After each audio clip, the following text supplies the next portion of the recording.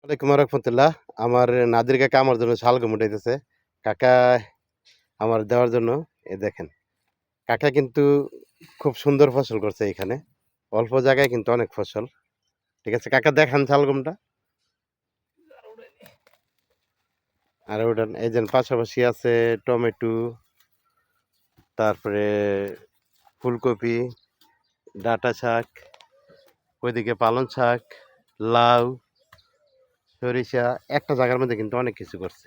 হুম, এই যে আমার চাচা, এই যে এখানে ফুলকপি, ওইদিকে মূলা, হ্যাঁ, এদিকে লাউ আছে, এখানে ভেন্ডি। দেখেন বাতিজার জন্য কি নিয়ে আসতেছে। মূলা মূলা দাম লাগতো না, মূলা, ও বড় বড় মূলা। মূলা কিন্তু আবার উড়াইছে আমার কাকায় আমার জন্য। তো আমি দেখাইতেছি। এই যে আমার চাচার এখানে কিন্তু লাউ অটো হয়, দেখছেন, জোড়া জোড়া।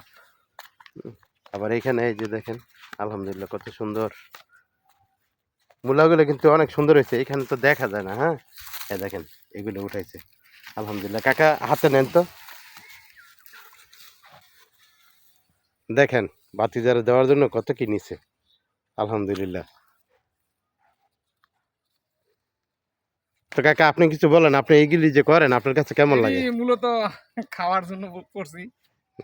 এই এক আইটেম করলে তো অনেক করা লাগে, তাই অল্প অল্প করছি। সব তরকারি যেন মিলে মানে বাজারে যাইতে না হয়, বিক্রিও করতে হবে না, কিনতেও হবে না। যাক আলহামদুলিল্লাহ, কিছু নিজের খুব ভালো নিজস্ব লাগলো খরচ নিজের হাত থেকে। মানে এখানে কোনো ফরমালিন বলতে কোনো কিছু নাই, ওষুধ কম। ওষুধ নাই, ফরমালিন নেই। দেখেন কবি আলহামদুলিল্লাহ 15 দিন পরে কবি লাগে। কফি 15 দিন পর লাগবে। দেখেন এখানে দৃশ্যটা কিন্তু সুন্দর, দেখছেন, সাইডে তাল গাছ, এই যে আমের বাগান, আবার এইদিকে এই যে জ্বালা, এইদিকে ও কাকা এটা লুইবে আবার লম্বা লম্বা। হ্যাঁ,